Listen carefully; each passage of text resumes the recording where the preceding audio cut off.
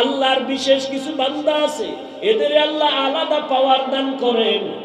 ওই পাওয়ার পাইয়া তারা অনেক কিছু দেখে যা তোমরা দেখো না। আর তারা একটা চামড়া চোখ দিয়ে দেখে না। আল্লাহ তাআলা এদের নূরের আলো দান করেন, নূরের পাওয়ার দিয়ে তারা দেখতে পায়। নূরের আলো দিয়ে তারা অনেক কিছু দেখে। এই পাওয়ার আল্লাহ বিশেষ বান্দাকে দেন, সবাই পাওয়ার পায় না।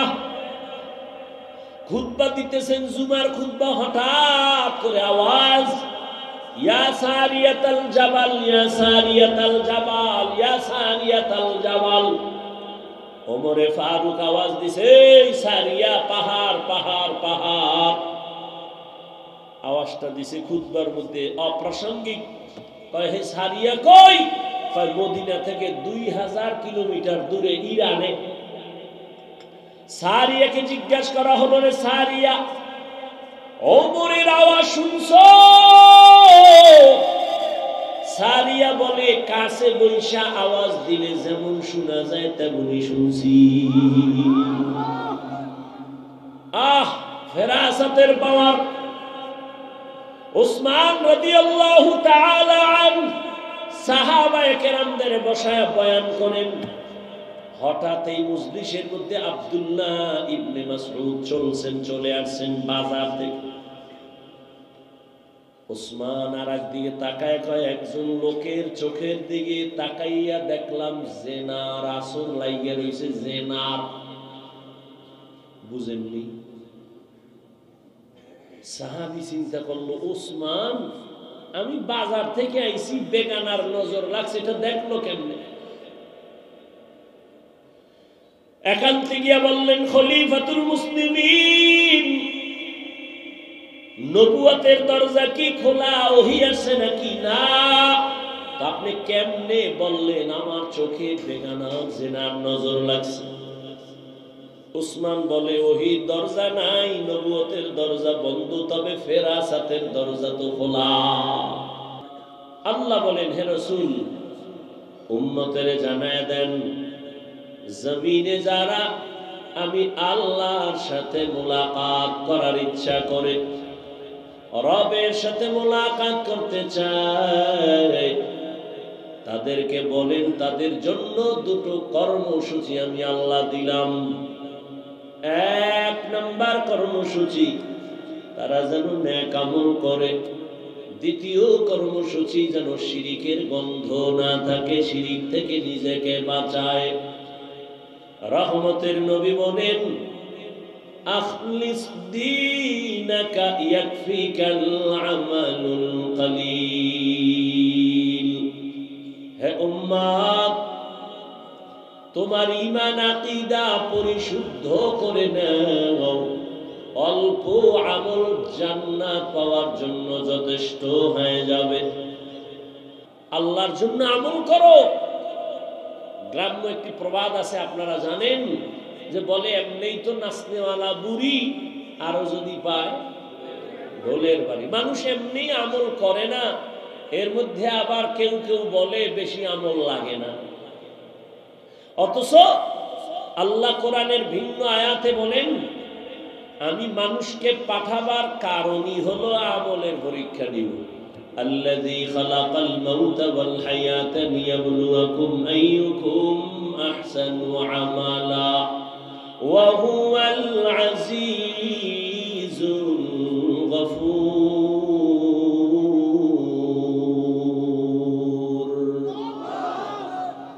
আল্লাহ বলেন, আমি মানুষের আমলের পরীক্ষা নেওয়ার জন্য পাঠাইলাম। বেশি আমল চাই না, উত্তম আমল দেখব কারা ভালো আমল করে। আকসারু আমালা বলেননি, আল্লাহ বললেন আহসানু আমালা।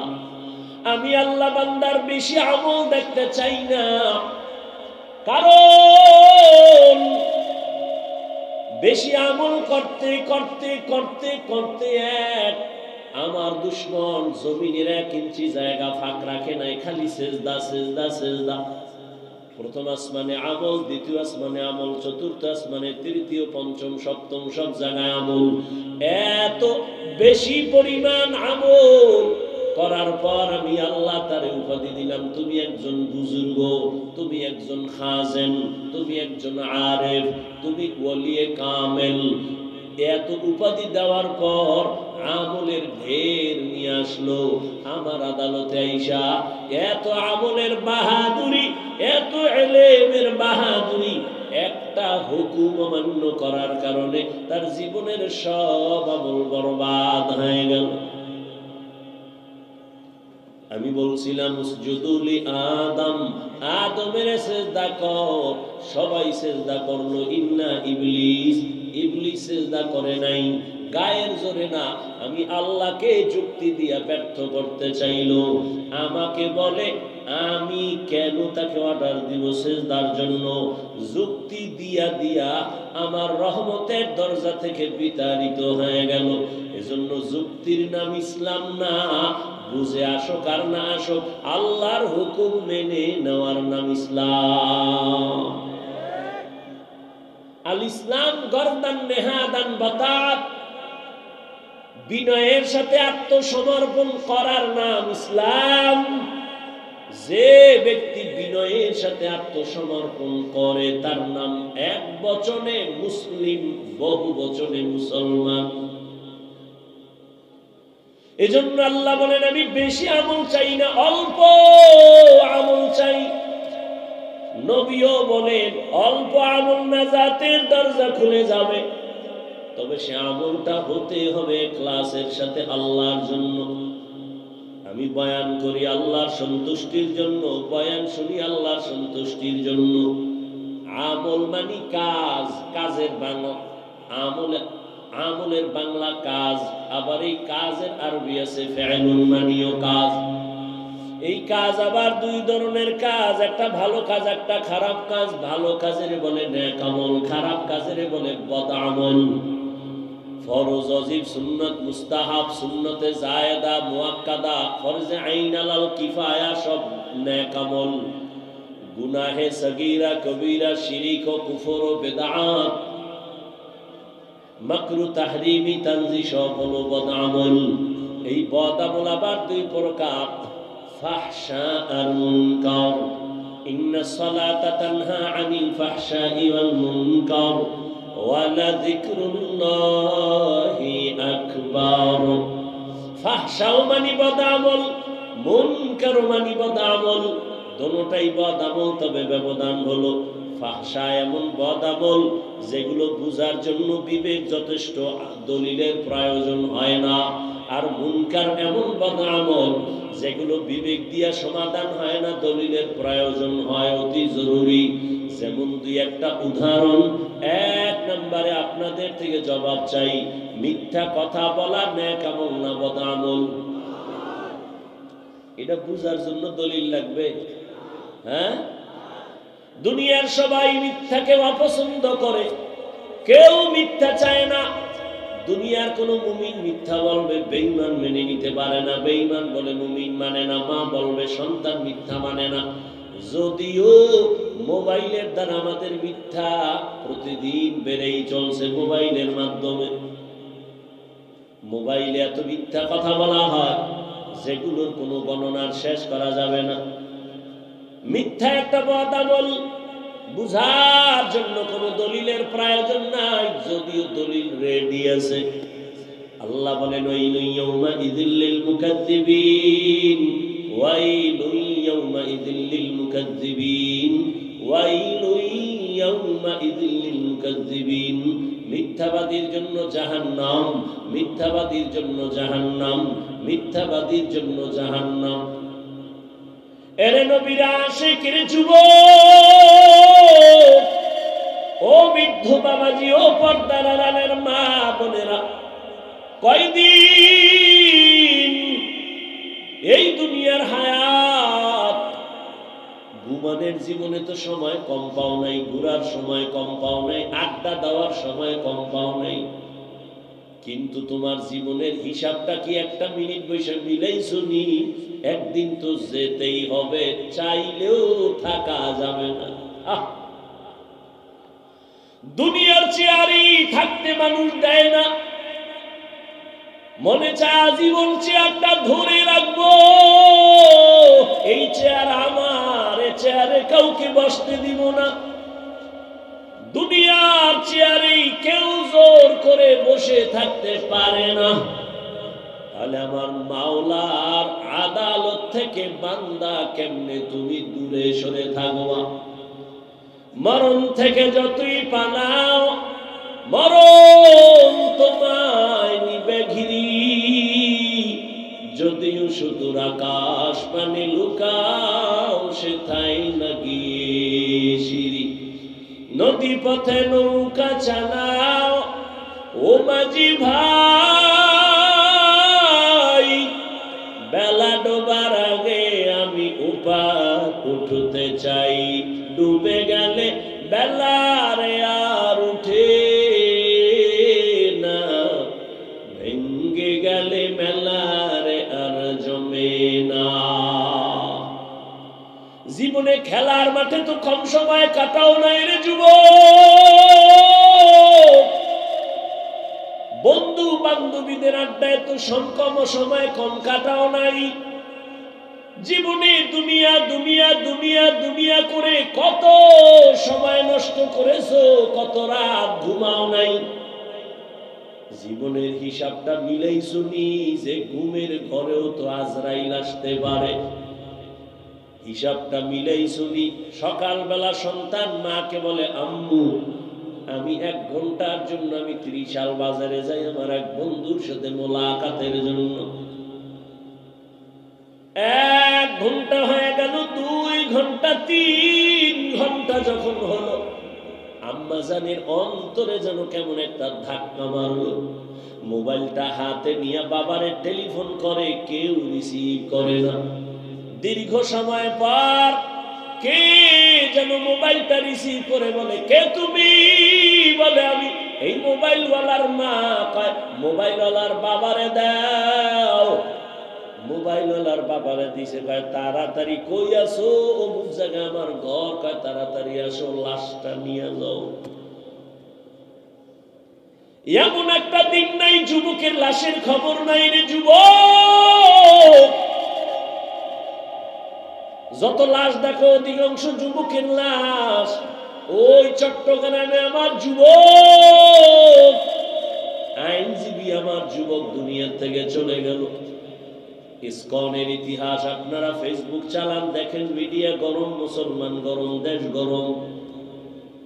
হ্যাঁ, এই জন্যই তো আমি এতদিন বলছি, আমার কথা প্রথম বললে একটু কলিজায় গিয়া আঘাত লাগে, কিন্তু শেষে দেখা যায় ঠিকই।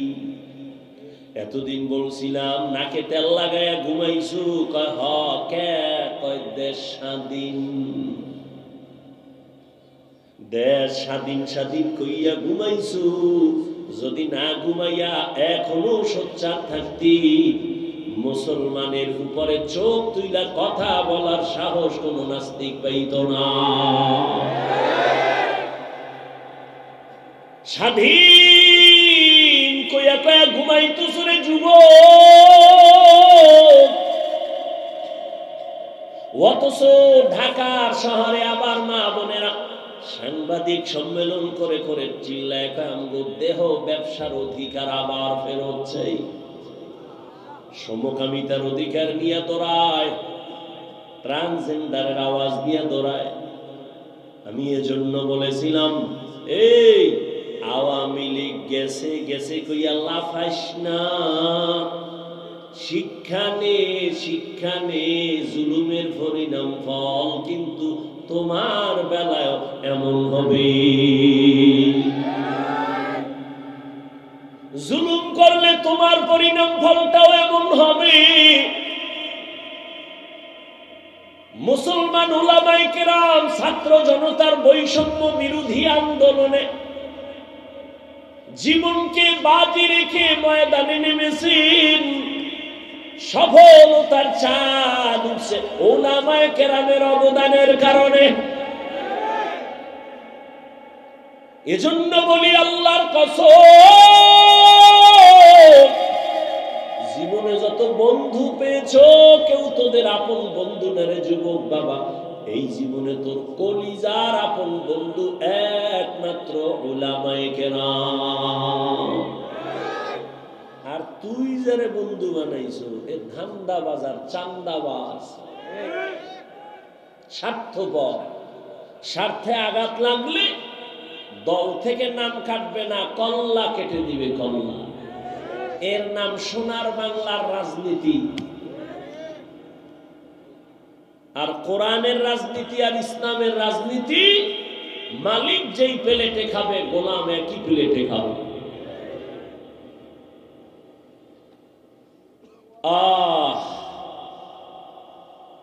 নাকে তেল লাগাইয়া ঘুমাইস না রে যুবক। ওলামায়ে কেরাম যে এত আন্দোলন করলো, হাজারো লাখো মাদ্রাসার ছাত্র ময়দানে নেমে গেল, কেউ কিন্তু বলে না আমগো ক্ষমতায় উঠাও এই জন্য আন্দোলন করেছি, বলে নেই। ওলামায়ে কেরামের কথা হলো আমরা জাতির বন্ধু, জাতির উপরে জুলুম হবে, সহ্য করা হবে না। উপদেষ্টা, প্রধান উপদেষ্টা যেই থাক না কেন, আমগো আফসোস নাই, তবে ওলামায়ে কেরাম একটা রেড সিগন্যাল লাগায় দিছে, জুলুম করলে কোনো বান্দার ছাড় দেয়া হবে না।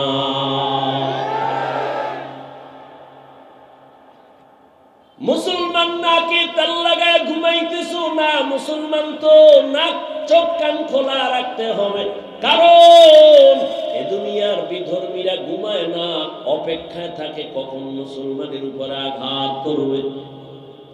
অতএব মুসলমান আরামে নিশ্চিন্তে ঘুমাবি তো সেই দিন বাংলাদেশের প্রত্যেকটা পাড়া মহল্লায় ওলামায়ে কেরাম বুক ফুলাইয়া চলবে, কোরআনের বয়ান করবেন যেদিন, কোন বেনামাজি সুৎখোরের অনুমতি নেওয়া লাগবে না। মুসলমান তো নাকে তেল লাগায় স্বাধীনভাবে ঘুমাবে সেদিন, যেদিন এদেশের প্রত্যেকটা মাদ্রাসা মসজিদের কমিটির মধ্যে বেনামাজি থাকবে না, সুৎখোর থাকবে না। শিয়ালের রাতে মুরগি দিয়ে কয় 3 দিন আমানত, শিয়াল পণ্ডিত কয় 1 দিনও না। জিন্দা কেন মরাও দিল না। শিয়ালের হাতে মুরগি রাখলে যা হবে, ধর্মের চাবি সুৎখোর বেনামাজির হাতে রাখলে তাই হবে। রাখছে কারা? এই শিয়ালের হাতে মুরগি রাখছে কারা? এখন আর আওয়াজ নেই। হ্যাঁ, তোমরাই রাখছো। চিল্লাইছো আমরা ইসলাম চাই, ভোটের আগের রাত্রে টাকা খাইয়া কেবলা ঘুরায়া বলছো হুজুরেদের ভোট দিয়া কি হবে, কিছুই হবে না। অথচ এই জমিনে যা কিছু দেখো সফলতার পেছনে হুজুরদের ছাড়া কোনো কিছুই হয় না। আল্লাহ হেদায়েত দান করে। আল্লাহ পাক রব্বুল আলামিন বলেন, যারা আমার সাথে মোলাকাত করতে চাও হে যুবক, দুনিয়া দেখতে দেখতে হায়াতের অর্ধেক শেষ। 30 বছর হায়াত শেষ, যদি 50 বছর বাঁচো আর মাত্র 20 বছর আছে। যদি তোর হায়াতটা 60 বছর থাকে, অর্ধেক শেষ আর অর্ধেক আছে। আমি বলি অর্ধেক বাইচা থাইকে লাভ কি? অর্ধেক জীবন আরো যদি বাঁচতে চাও, যে পার্স গুলো দরকার ওই পার্স তো সব নষ্ট করছো মোবাইল দেখা দেখা। মোবাইলের দিকে তাকাইয়া থাকার কারণে কানের পার্স নষ্ট, চোখের পাওয়ার নষ্ট, হাতের পাওয়ার নষ্ট, কিডনি নষ্ট, হার্ট দুর্বল, মাথা ব্যথা বেড়ে গেছে। এই মোবাইল দিয়া চরিত্রটাও নষ্ট করলি, শরীরটাও নষ্ট করলি, চেহারাটাও নষ্ট করলি, লেখাপড়াও নষ্ট করলি। বাকি জীবন বিছানায় শুয়া কাটাবি পঙ্গুর মতো। হাত থাকবে, পাওয়ার থাকবে না, চোখ থাকবে, পাওয়ার থাকবে না। এক সময় কাঁদবি, চোখের পানি মুছার কাউকে আর খুঁজে পাবি না। আল্লাহ হেদায়েত দান করুন। বয়ান বক্তার এলেম আমলের বাহাদুরিতে ওয়াজ হয় না। সব জায়গায় বলি, আজও বলি, বক্তার এলেম যত থাক আর আমল থাক, এ দিয়ে বয়ান হয় না। বয়ান সম্পূর্ণ নির্ভর করে ভালো মন্দ শ্রোতাদের অন্তরের মোহব্বত আর আকর্ষণের উপর।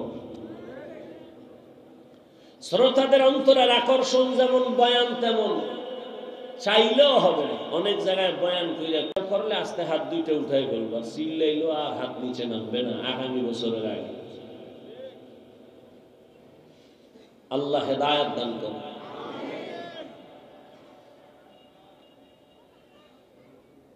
সিজদা করা এটা নেক আমল না বদ আমল?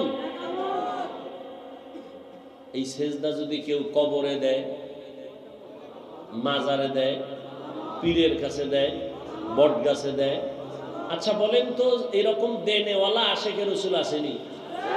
আচ্ছা যারা দেয় জানা থাকলে বলেন এরা কি বদ আমল মনে করে দেয় না নেক আমল মনে করে দেয়? আচ্ছা আমার মতো একজন ভাঙাচুরা মৌলবী গিয়ার যদি কয় তুই করো কি, মাজারে সেজদা দেই, শিরিক, বলবে চুপ। কিসের শিরিক?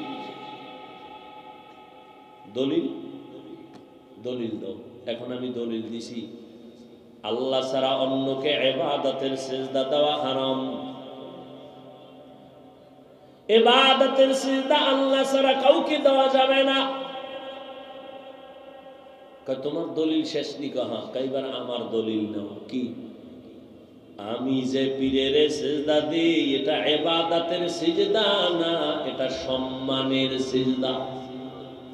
আমি আবার প্রশ্ন করলাম, এই নাউজুবিল্লাহ পরে কোন আগে শুনেন, আমি আবার প্রশ্ন করলাম ভাই তুমি যে বললে এটা সম্মানের সিজদা দাও, তোমার দলিল কি? দলিল নেই, চেঁচামেচি করিস না। এক নাম্বার দলিল কোরআনের আয়াত, কঠিন দলিল। কি? আল্লাহ নিজে অর্ডার করলেন আদমের সিজদা দাও। আল্লাহর সামনে আদমের ফেরেশতারা সিজদা দিছে সম্মানের। আরো দলিল নিবিনি কইতে, আর একটা দলিল নাও তাও কোরআন থেকে, ইন্নী রাআইতু আহাদা আশারা কাওকাবান ওয়াশ শামসা ওয়াল কামার রাআইতুহুম লি সাজিদিন। টাটকা দলিল। ইউসুফ নবীর গিয়া তার মা বাবা ভাইয়েরা মিশরের জমিনে যাইয়া, ইউসুফ নবী অর্থমন্ত্রী হয়ে বসে আছেন মিশরে, মা বাবা ভাই কেনান থেকে যাইয়া ইউসুফ নবীর সেজদা করেছিল সম্মানের সেজদা। টাটকা দুইটা দলিল দিছে কোরআন থেকে, আমি বোল্ড হয়ে গেছি। আমার আর এলেমের জোর নাই এইটারে কাউন্টার দিতে। এখানে এখন লাগবে আলাদা পাওয়ার। কি পাওয়ার? সচরাচর আমরা বলি এটাকে রুহানি পাওয়ার। কোরআনে এই পাওয়ারকে বলা হয়েছে ফুরকান, হাদিসে এই পাওয়ারটাকেই বলা হয়েছে ফেরাসাতের পাওয়ার। ইয়া আইয়ুহাল্লাযীনা আমানু ইন তাত্তাকুল্লাহ ইয়াজআল লাকুম ফুরকানা। তাকওয়ার উপরে যারা চলবেন আল্লাহ তাদেরকে ফুরকান নামের একটা আলাদা পাওয়ার দান করবেন। কেমন ওই পাওয়ার? হুয়া নূরুম মিন ইলাহি, আল্লাহর দেওয়া একটা নূরের আলো, একটা পাওয়ার, যেই পাওয়ার দিয়া মা ফুররিকা বিহি বাইনাল হাক্কি ওয়াল বাতিল, হক বাতিল নির্ণয় করে হকের পথে আগায় যাবে। হাদিসে এই পাওয়ারটাকে বলে ফেরাসাতের পাওয়ার। قال النبي صلى الله عليه وآله وسلم اتقوا فراسة المؤمن فإنه ينظر بنور الله। আল্লাহর বিশেষ কিছু বান্দা আছে, এদের আল্লাহ আলাদা পাওয়ার দান করেন। ওই পাওয়ার পাইয়া তারা অনেক কিছু দেখে যা তোমরা দেখো না। আর তারা এটা চামড়া চোখ দিয়ে দেখে না। আল্লাহ তাআলা এদের নূরের আলো দান করেন, নূরের পাওয়ার দিয়ে তারা দেখতে পায়। নূরের আলো দিয়ে তারা অনেক কিছু দেখে।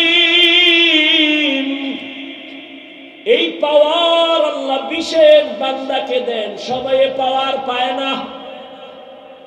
খুতবা দিতেছেন, জুমার খুতবা, হঠাৎ করে আওয়াজ, ইয়া সারিয়াতাল জাবাল, ইয়া সারিয়াতাল জাবাল, ইয়া সারিয়াতাল জাবাল। ওমরে ফারুক আওয়াজ দিছে, সারিয়া, পাহাড় পাহাড় পাহাড়। আওয়াজটা দিছে খুতবার মধ্যে অপ্রাসঙ্গিক। কয় হে সারিয়া কই? মদিনা থেকে 2000 কিলোমিটার দূরে ইরানে। সারিয়াকে জিজ্ঞাসা করা হলো, রে সারিয়া, ওমরের আওয়াজ শুনছো? সারিয়া বলে, কাছে বৈশা আওয়াজ দিলে যেমন শোনা যায় তেমনই শুনছি। ফেরাসাতের পাওয়ার।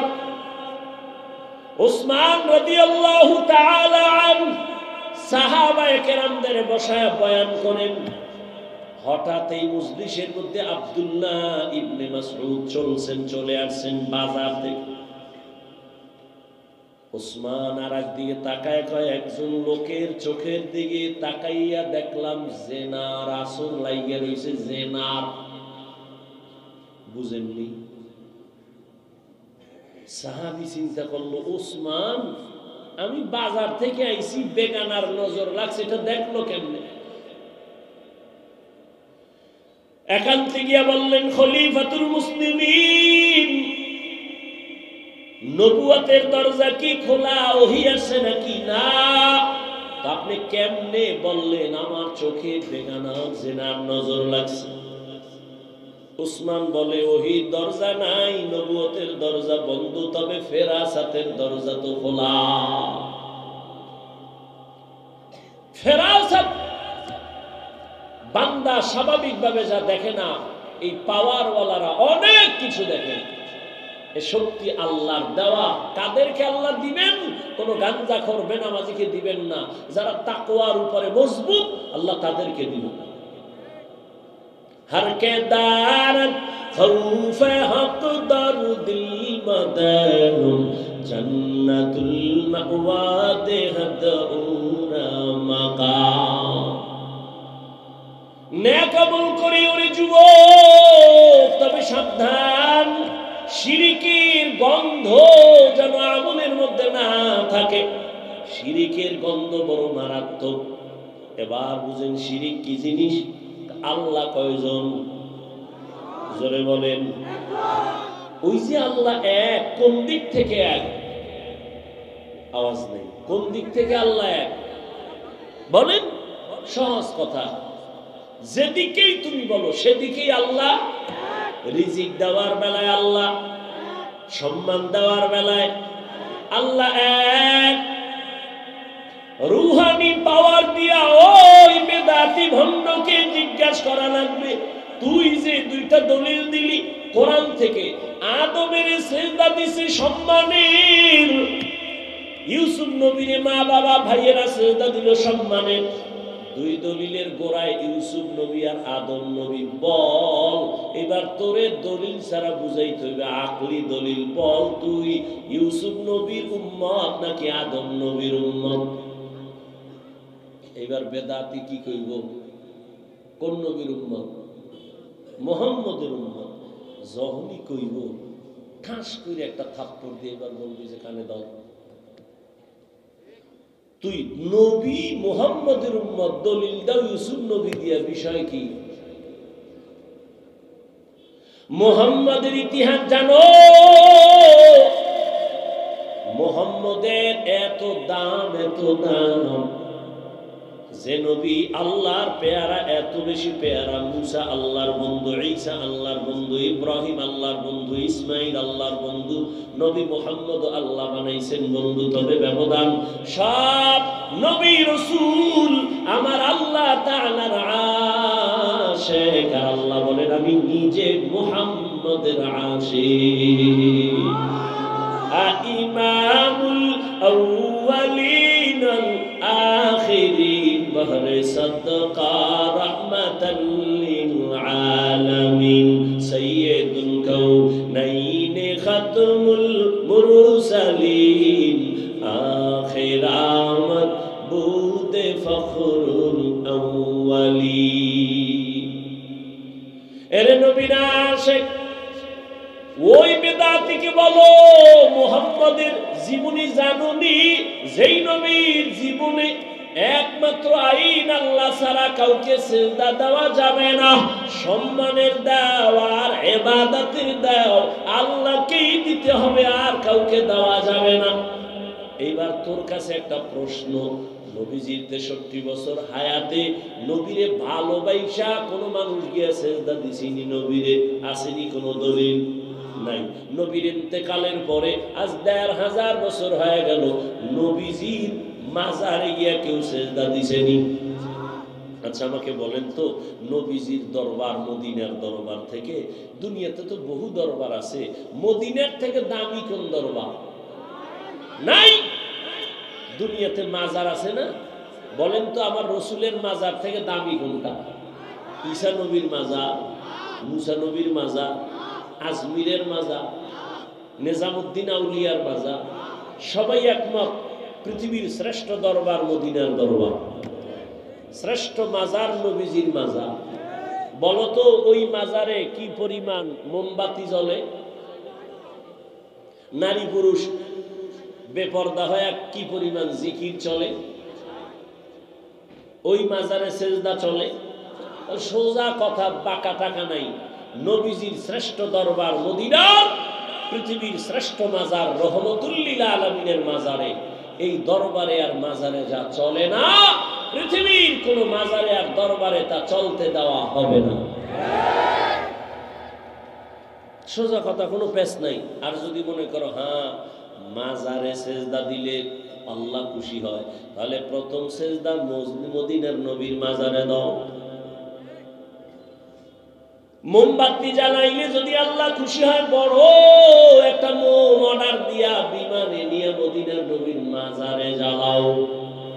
কোনদিন হবে না রে বাবা, এই চালাকি ছেড়ে দাও, সরল মনে চলো, আল্লাহর কাছে অনেক দামি হইবা। আল্লাহ পাক রব্বুল আলামিন বলেন, ও দুনিয়ার মানুষ যারা আমার সাথে মোলাকাতে ইচ্ছা করো, আমি রবের সাথে মোলাকাত করতে চাও, তোমাদের কর্মসূচি একটা, নেক আমল করো। দ্বিতীয় কর্মসূচি শিরিক করবা না। আল্লাহর মতো আরো আল্লাহ আছে মনে করার নাম শিরিক। আল্লাহর ক্ষমতার মতো কারো ক্ষমতা আছে মনে করার নাম শিরিক। যারা মনে করবে তাদের নাম মুশরিক। আল্লাহর কিছু স্পেশাল গুণ আছে, এই গুণটা আরো কারো মধ্যে আছে মনে করার নাম শিরিক। যারা মনে করে তাদের নাম মুশরিক। মুশরিকদের জন্য জান্নাত হারাম। যেমন আল্লাহর স্পেশাল একটা গুণ হলো তিনি রিজিক দেনওয়ালা রাজ্জাক, এই গুণটা আর কারোর মধ্যে আসেনি, নাই। যদি কেউ মনে করে আমাকে চাকরি রিজিক দেয়, আমারে সরকার দেয়, গ্রামীণ ব্যাংক আমাকে রিজিক দেয়, দুনিয়ার কেউ রিজিক দেয়, মনে করার নাম শিরিক। সন্তান দেওয়ার মালিক কে? আল্লাহ। আরো কেউ সন্তান দেওয়ার ক্ষমতা রাখে মনে করার নাম শিরিক।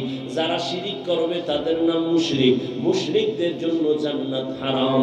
ইন্নাল্লাহা লা ইয়াগফিরু আন ইউশরাকা বিহি ওয়া ইয়াগফিরু মা দুনা যালিকা লিমান ইয়াশা ওয়া মান ইউশরিক বিল্লাহ ফাকাদ ইফতারা ইসমান আযীমা ওয়া মান ইউশরিক বিল্লাহ ফাকাদ দাল্লা দালালান বাঈদা ওয়া মান ইউশরিক বিল্লাহ ফাকাদ হারামাল্লাহু আলাইহিল জান্নাহ।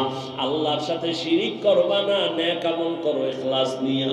ও আমার কলিজার যুবক, এমন বয়ান, এত বয়ান, তাবলীগওয়ালাদের বয়ান, পীর মাশায়েখের বয়ান, বয়ান তো তুমিও জানো। মিথ্যা বলা হারাম, গালি দেওয়া হারাম, গীবত করা হারাম, নাচ দেখা হারাম, গান শোনা হারাম, চুরি করা হারাম, ডাকাতি করা হারাম, জুলুম করা হারাম, মানুষকে জবাই করা হারাম। সব জানো, মানো না কেন রে বাবা? নামাজ পড়া ফরজ, মা বাবার খেদমত করো, জীবনে হজ ফরজ হলে হজ করো ফরজ, ধনী যাকাত দাও বছরে একবার ফরজ। সব জানার পরে বয়ানও চলতেছে, আমল নেই কেন রে বাবা? ও যুবক, আমি আজকে তোমাকে পায় ধইরা ধইরা বুঝাইতেছি নামাজ পড়ো, নবীর কথা অনুযায়ী চলো, এরপরেও তুমি বুঝো না। অথচ তুমিও মুসলমান, আমিও মুসলমান, তোমার আমার আল্লাহ এক, নবী এক, কোরআন এক, কাবা এক, ধর্ম এক, কালেমা এক, এরপরেও কেন বাবা তুমি লাইনে আসো না? তোমার আমার আল্লাহ কি দুই না এক? তোমার আমার নবী, কাবা, ধর্ম, কালেমা, দুনিয়াতে আসছি সবাই এক। শুধু বৈলরের মানুষগুলো মনে হয় যেন আসার সময় লঙ্গি পরে আসছিল, বিদায় বেলা কাফনের সংখ্যাও হবে 3টা, তাও এক। আমি বক্তার কারণে একটা সম্মানে কাফন বাড়াইয়াও দিবে না, তুমি রিক্সা ড্রাইভার মইরা গেল একটা কাফন কেউ কমাইয়াও দিবে না। তোমারও 3 কাফন, আমারও 3টা কাফন। মা বোনদের জন্য 5টা কাফন, কালার হবে আলাদা, কালার সবার এক। কাফনের উপরে লেখা থাকবে বড় হুজুরের লাশ, এমপি সাহেবের লাশ, না কারো উপরে লেখা থাকবে না। আজকে আমি বক্তা যত ভাব দেখাই, তুমি টাকার ক্ষমতার ভাব দেখাও না কেন, সাদা কাফনে যেদিন ঢুকবা সব বাহাদুরি বন্ধ হয়ে যাবে। ওই সাদা কাফনের কালার এক, কবরের সাইজও হবে এক। ওই কবরে রেখে প্রশ্ন করা হবে 3টা, তাও এক। তুমি ধনী না গরিব, আলেম না মূর্খ, প্রশ্ন হবে না, প্রশ্ন হবে 3টা। রবের পরিচয় দাও, ধর্মের পরিচয় দাও, রাহমাতুল লিল আলামিনের পরিচয় দাও। নবীজি বলেন যারা এই 3টা প্রশ্নের জবাব দিতে পারবে তাদের কবর হবে রওজাতুম মিন রিয়াজিল জান্নাহ, আর যারা জবাব দিতে পারবা না তাদের কবর হবে হুফরাতুম মিন হুফারিন নার। ওই কবরের জবাব কে দিতে পারবে? আমরা হুজুরেরা। কি গ্যারান্টি আছে? ওরে আমাদের হুজুরদের যদি গ্যারান্টি থাকতো তাহলে আল্লাহর নবীর হাতে হাত লাগাইয়া 10 জন সাহাবা জান্নাতের টিকিট পাইছেন। ইতিহাস বইরা দেখেন, তারাও জীবনভর কান্না কান্না কান্না, আল্লাহর আদালতে কেমনে দাঁড়াবে। রহমতের নবী বলেন, আমি তো আয়েশার হুজুরায় ঘুমাইতেছি এশার নামাজের পর, আমি ঘুমাইলাম আর চোখ বন্ধ, আমার অন্তর ঘুমায় না। আমার মাথার কিনারাই তো মসজিদে নববী, হঠাৎ রাতের গভীরে শুনি কান্নার আওয়াজ। রাতের এই গভীরে কে কান্না করে? আমার ঘুম ভেঙে গেল, আমি ঘুম থেকে উঠলাম, নজর দিয়া তাকায় দেখি সাধারণ কোনো বান্দা কাঁদে না, আমার সাহাবী, জান্নাতের 1 নাম্বার সাহাবী আবু বকর নামাজে দাঁড়ায় কান্না করতেছে। আমি রহমতের নবী উঠছি, আমার আবু বকর এই গভীর রাতে কেন কাঁদেন? আমি উইঠা পেছনে চলে গেলাম, চুপ করে দাঁড়াইলাম। আবু বকর হাউ মাউ করে কাঁদতেছেন। নামাজ শেষ, আমি জিজ্ঞাসা করলাম, ও আবু বকর, আমার নামাজে দাঁড়ায় কেন কান্না করলেন? আবু বকর চোখের পানি ছেড়ে বলেন, নবী, আল্লাহর আদালতে কেমনে দাঁড়াইয়া হিসাব দিব সেই ভয়। কান্না করেছিলেন নবী। রহমতের নবী বলেন, আবু বকর, জান্নাতি 10 জন সাহাবাদের মধ্যে আপনার তো 1 নাম্বার সার্টিফিকেট আছে, এত টেনশন কেন? আবু বকর কান্না করে বলেন, ইয়া রাসূলুল্লাহ, আপনিই তো বয়ান করে বলছেন কিয়ামতের ময়দান হবে বড় কঠিন, জমিনটা হবে কিয়ামতের মাঠ, আরাফার ময়দান হবে আল্লাহর আদালত, স্টেজ হবে আল্লাহর আদালত। ও নবী, আপনিই তো বয়ান করেছেন আর কান্না করেছেন, কিয়ামতের দিন সমস্ত মানুষগুলো উলঙ্গ দাঁড়াবে, নারী আর পুরুষ সব উলঙ্গ দাঁড়াবে, সূর্যটা নিচে নেমে আসবে, আর আল্লাহ অর্ডার করবেন, সূর্য যত তাপ আছে নিচে কইরা ছেড়ে দাও। সূর্যের গরমে মাটির জমিনটা পুড়িয়া তামা হয়ে যাবে। অন্যদিকে জাহান্নামের আওয়াজ, জাহান্নাম চিল্লাইবে আর আল্লাহর আদালতের দিকে আগাবে আর বলবে, আল্লাহ, বেনামাজি কই, গুনাহগার গুলো আমার পেটে দাও। নবীজি আপনি বলেছেন আল্লাহ সেদিন রাগান্বিত আওয়াজ দিবেন, লিমানিল মুলকুল ইয়াউম লিল্লাহিল ওয়াহিদিল কাহ্হার। আমার আল্লাহ এত রাগ নিয়ে আওয়াজটা দিবেন যে আওয়াজে হাসরের ময়দানটা থরথর করে কেঁপে উঠবে। নবীদের কোনো গুনাহ নাই, তারাও কান্না শুরু করবেন আর বলবেন, আল্লাহ, আমার কি উপায় হবে? উম্মতেরা পাগলের মতো দৌড়াদৌড়ি করবে। কেউ সুপারিশ করবে না। নবী বলেন, ও নবী বয়ান করেছেন জাহান্নাম এমন ভাবে চিৎকার দিবে, কেউ জাহান্নামকে ধরে রাখতে পারবে না। আল্লাহ পাক রব্বুল আলামিন জাহান্নামকে বলবে, অপেক্ষা কর, বিচারটা শেষ করিয়া গুনাহগার গুলো তোর পেটে ঢুকায় দে, অপেক্ষা কর। জাহান্নাম একটু দাঁড়াবে না। জাহান্নামের আওয়াজে আবার আমার নবী আল্লাহর সামনে সিজদায় পড়ে কান্না করবেন। মায়ার নবী বলবেন, আল্লাহ জাহান্নামকে ফিরাও, আমার একটা উম্মত যেন জাহান্নাম ধরতে না পারে। যদি আমার উম্মত জাহান্নামে যায় আমি জান্নাতে যাব না। আল্লাহ তখন বলবে ফেরেশতাকে, ও ফেরেশতারা ৭০,০০০ শিকল লাগায় জাহান্নামের বেঁধে ধরে রাখো, সামনে যেন অগ্রসর হতে না পারে। ৭০,০০০ শিকল লাগাইয়া জাহান্নামকে ধরবে, ধরে রাখতে পারবে না। আবার এক একটা শিকলের গোড়ায় ৭০,০০০ ফেরেশতা ধইরা রাখতে যখন পারে না, ওদিকে নবীও কান্না করেন উম্মতের মায়ায় পড়িয়া। ও বেনামাজি নবীর আশিক উম্মতের দল, কেমন একজন নবী পাইলা, ওই নবীর চিনলা না? আবু বকরের মতো বান্দা যদি জাহান্নামের ভয়ে কান্না করতে পারে, তাহলে আমার তোমার তো কান্না করে করে মরিয়া যাওয়া উচিত। অথচ কপাল বড় খারাপ, গুনাহ করতে করতে করতে করতে জীবনটা নাপাক, অথচ চোখে পানি নাই। অন্যে কান্না করে তাও পছন্দ করি না, কপাল বুঝি বড় খারাপ হয়ে গেল। আবু বকর বলেন, ইয়া রাসূলুল্লাহ, আপনিই তো জাহান্নামের বয়ান আর হাসরের ভয়ানক বয়ান করেছেন। আল্লাহ পাক নবীর কান্না দেখে বলবে, নবী কাঁদবেন না, আপনি মাথা উঁচু করে একটু সামান্য পানি দিয়া বলবে ফেরেশতা জাহান্নামের গায়ে ছিটায় দাও। জাহান্নামের গায়ে যখন দিবে, পানিটা দেওয়া মাত্র জাহান্নাম দ্রুত পেছনে দৌড়াবে। যেই জাহান্নামকে ৭০,০০০ শিকল দিয়েও ধরে রাখতে পারে নাই, সামান্য একটু পানি দেওয়া মাত্র জাহান্নাম পেছনে যাচ্ছে। ফেরেশতারা বলবেন, ও আল্লাহ, যেই জাহান্নামকে ধইরা রাখতে পারি না, শিকল লাগায় একটু পানি দিলা দৌড়ায় যায় পিছনে, এমন বরকতের এটা কি পানি? জমজমের পানি দিছো নাকি কাউসারের পানি, না আবে হায়াতের পানি, না দুনিয়ার কোন সমুদ্রের পানি? আল্লাহ বলবেন, না ফেরেশতা, এটা জমজমের পানিও না, আবে হায়াতের পানিও না, কাউসারের পানিও না।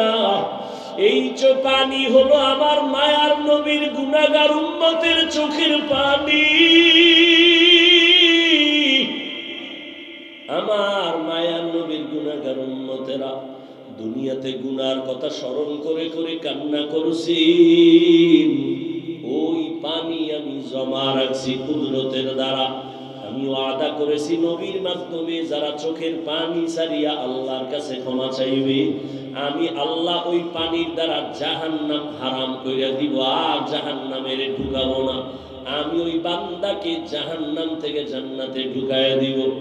ও এলাকার যুবক বাবারা, ও বৃদ্ধ বাবাজি, ও পর্দার আড়ালের মা বোনেরা, আমি এতক্ষণ চিল্লাইয়া তোমাদের বয়ান শুনাইছি, একবারও কিন্তু বলি নাই আমি পাঁচ পল্লী মাথায় দিছি তোমরাও দাও না হয় ধ্বংস। আমি কওমি মাদ্রাসায় লেখাপড়া করেছি, একবারও বলি নাই স্কুল কলেজ বাদ দিয়া কওমি মাদ্রাসায় যাও না হয় ধ্বংস হয়ে যাওয়া। আমি এতক্ষণ বয়ান করলাম তাবলীগের লাইনের সন্তান, পীরের মুরিদ, একবারও তোমাদের বলি নাই যুবক পীরের কাছে যাও, তাবলীগে যাও না হয় জাহান্নামী হয়ে যাইবা। আমি তোমাদের কি বুঝাইতে চাই, বিদায় বেলা একটু খেয়াল কইরা শোনো রে বাবা। আমি তোমাকে বড় হুজুর হইতে বলি না, তসবিহ লাগাও পাগড়ি লাগাও বলবো না, বরং আমি তোমারে দোয়া কইরা যাই। এই ময়দানে হাজারো আল্লাহর গোলাম আছে যাদের দোয়া আমিন ফেরত যাবে না, আমি বলি তাদের আমিন কবুল হবে, দোয়ার নিয়তে বলি। ও বাবা, তুমি স্কুলে পড়ো, আমি দোয়া করি আলহামদুলিল্লাহ। তুমি কলেজে পড়ো, তুমি ভার্সিটিতে পড়ো, চাকরি করো, ব্যবসা করো, তুমি একজন ডাক্তার হও, ইঞ্জিনিয়ার হও, প্রফেসর হও, কোনো বাধা নাই। তবে আমার জীবনের একটা দাবি তোমার কাছে, বেয়াদব হইও না। তোমার ব্যবহারে কোনোদিন মা বাবা যেন কষ্ট না পায়, তোমার ব্যবহারে যেন আলেম কষ্ট না পায়, তোমার ব্যবহারে কোনো শিক্ষক যেন কষ্ট না পায়। স্কুলে পড়ো, কলেজে পড়ো, চাকরি করো, ব্যবসা করো, বাধা নাই।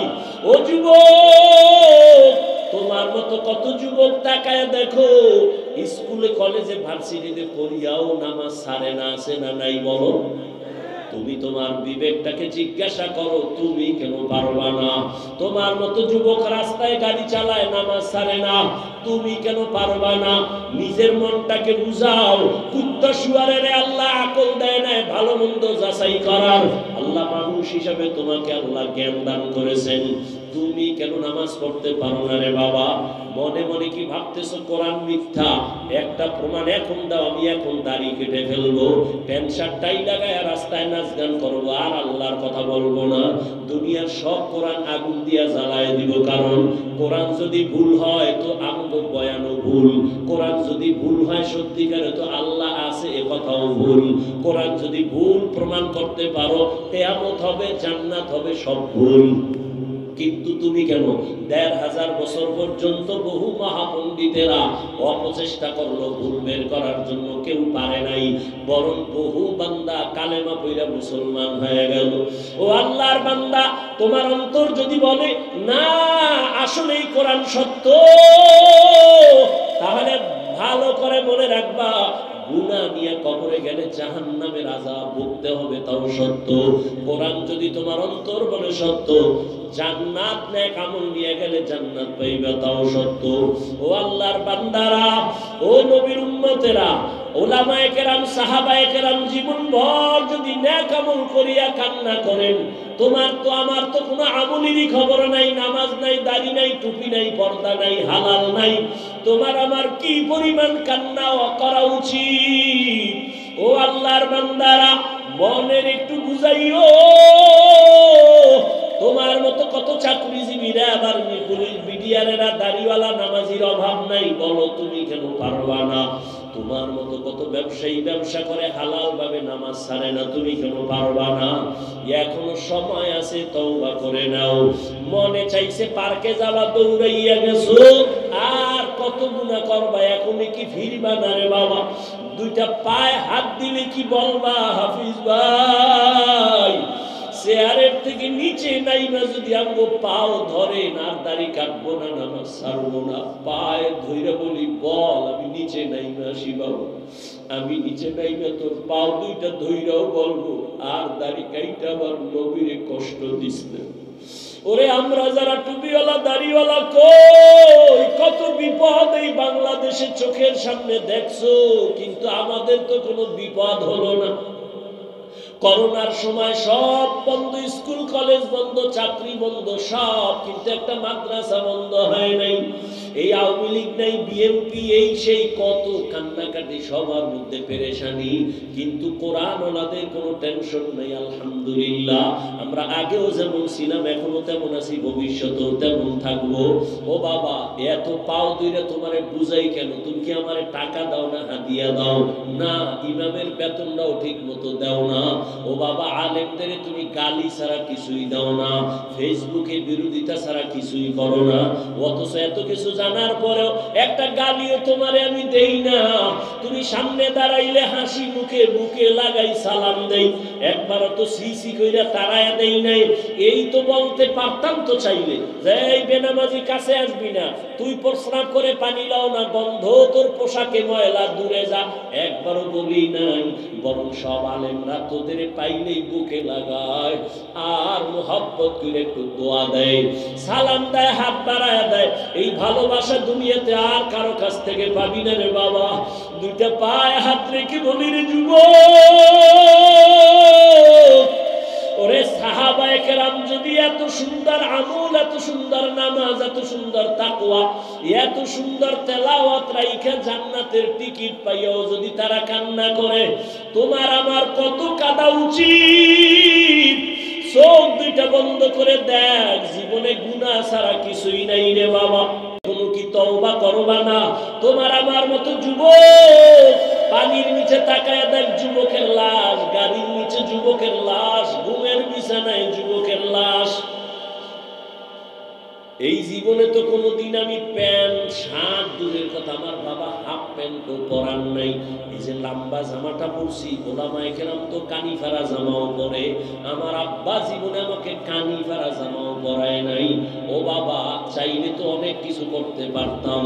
তুমি যে যুক্তি দাও টুপি মাথায় দিলে মাথা গরম, এই বুদ্ধি কি আমার নাই? বুঝটা কি নাই? বুঝি, তারপরও ছাড়ি না কেন? দাড়ির কারণে যৌবনের ভাব চলে যায়, বুঝি, তারপরও কেন দাড়ি কাটি না? ও বাবা, তুমিও মুসলমান, আমিও মুসলমান। তোমার টুপি মাথায় দিতে লজ্জা লাগে আর আমার না দিলে লজ্জা লাগে। আমার দাড়ি কাটতে লজ্জা লাগে, তোমার দাড়ি রাখতে লজ্জা লাগে। আমার পর্দা না করলে লজ্জা পাই, তুমি পর্দা করতে গেলে লজ্জা পাও। আমি মসজিদে না ঢুকলে লজ্জা পাই, তুমি মসজিদে ঢুকতে গেলে লজ্জা পাও। আসলে বিষয়টা কি আর কিছুই না, জাহান্নামের আগুনের ভয়। এই জাহান্নামের একটা সেকেন্ডের আযাব সহ্য করতে পারবো না। দুনিয়াতে একটা মশায় কামড় দিলে সইতে পারি না, রাতে আর ঘুম হয় না। একটা বেতের বাড়ি সহ্য করতে পারি না রে বাবা। ওই দুনিয়ার সূর্যের গরম সহ্য করতে পারি না। গুনাহগার হইয়া যদি কবরে যাই, ওই কবরে গেলে জাহান্নামের আগুনের গরম কেমনে সহ্য করব? ওই কবরের দুই পার্শ্বের মাটির চাপ সহ্য করতে পারবো না, জাহান্নামের গরম সহ্য করতে পারবো না রে বাবা।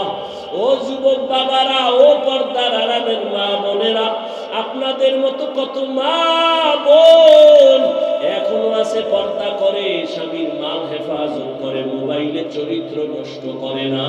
ও মা, স্বামীর মাল হেফাজত করে, সন্তানগুলো দিনদার বানাবার চেষ্টা করে। ও পর্দার আড়ালের আম্মা জানেরা, সন্তানটাকে ডাক্তার বানাইয়ে ইঞ্জিনিয়ার বানাবেন, বাধা নাই, তবে বেয়াদব বানাবেন না। সন্তানের আচরণে যেন কোনোদিন মা বাবা কষ্ট না পায়, আলেম কষ্ট না পায়, শিক্ষকেরা কষ্ট না পায়।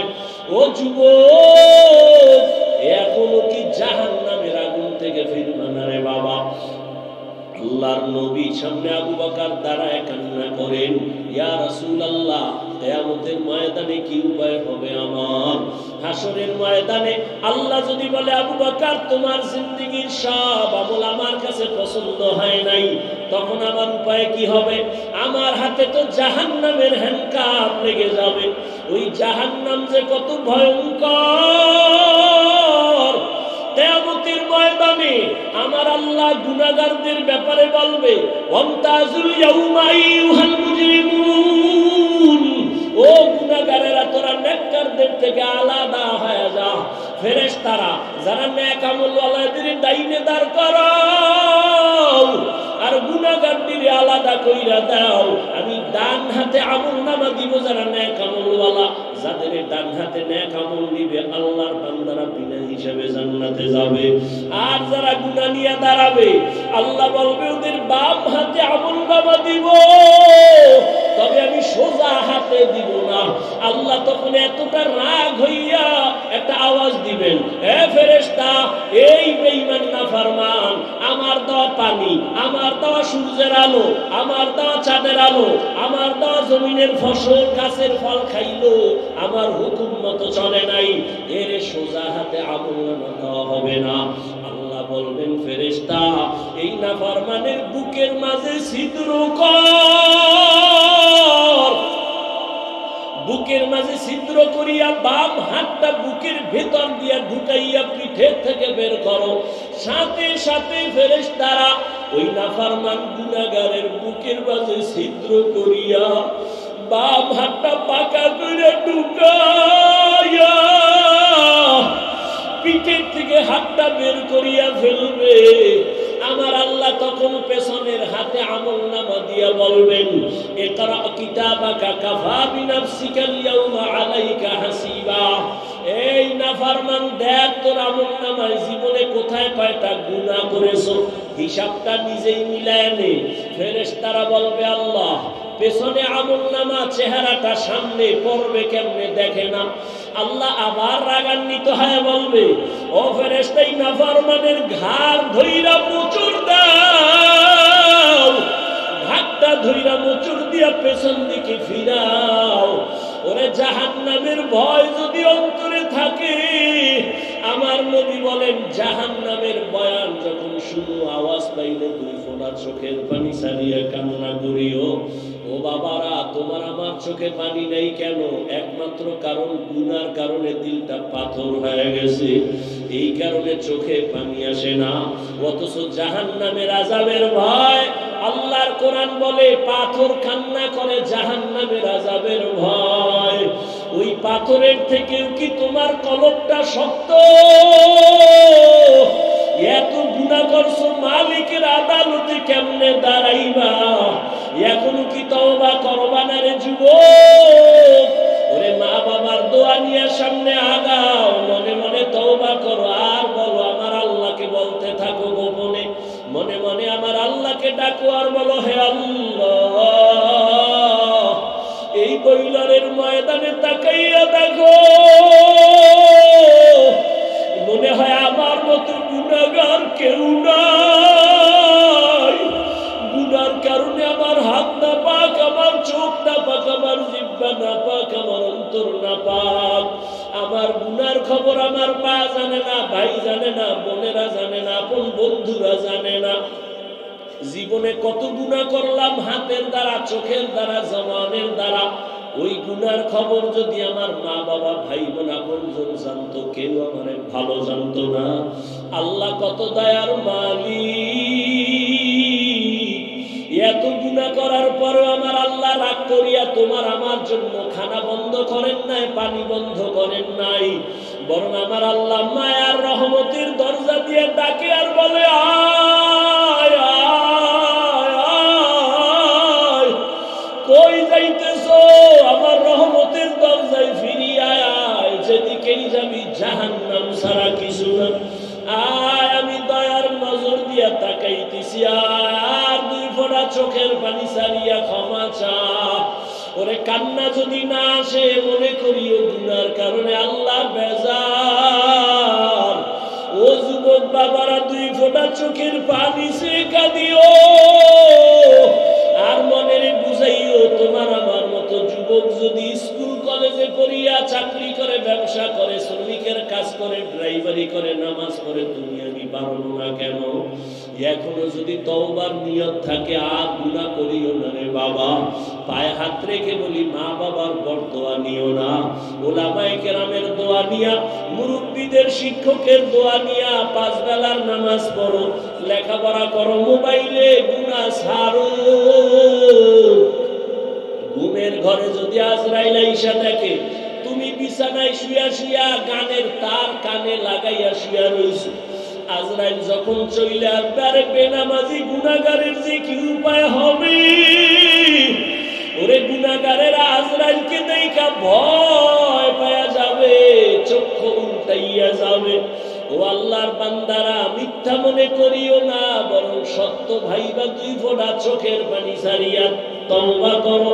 মরিয়া গেল যাবা, আর নামাজ ছাড়বা না, দাড়ি কাটবা না, বেপরদায় চলবা না, মা বাবার সাথে বেয়াদবি করবা না।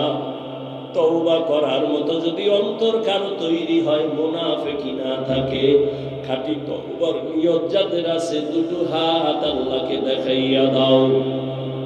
আয় আল্লাহ হাতগুলো কবুল করে নেন, তওবা কবুল করে নেন, তওবার উপরে মজবুত হইয়া চলার তৌফিক দান করেন, আমিন।